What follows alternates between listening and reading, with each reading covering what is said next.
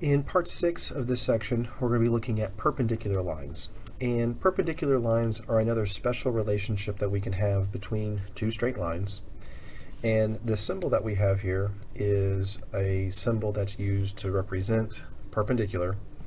And what it really amounts to is that your lines are going to cross at a 90-degree angle.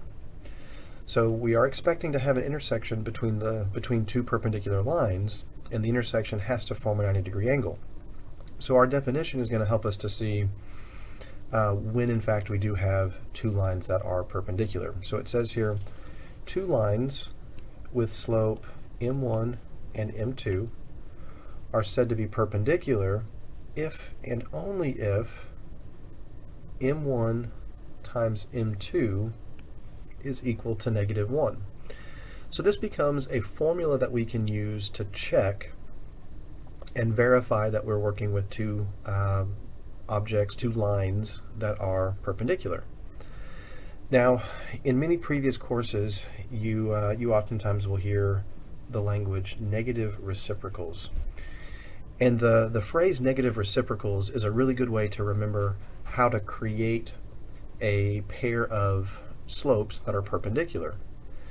And it is a very useful tool, but it comes directly from this equation, or from this definition here. If I take m1 times m2 equals -1, then I can divide both sides of this by m1, making it cancel on the left side of the equation, leaving me with the statement m2 equals -1 over m1, which is identical to what I have stated right here. So the idea of negative reciprocal does go in line with your definition for perpendicular lines.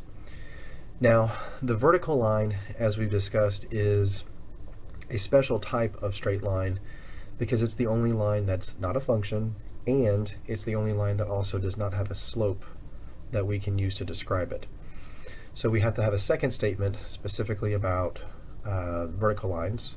So if you have a horizontal line and a vertical line, then those are said to be perpendicular to each other.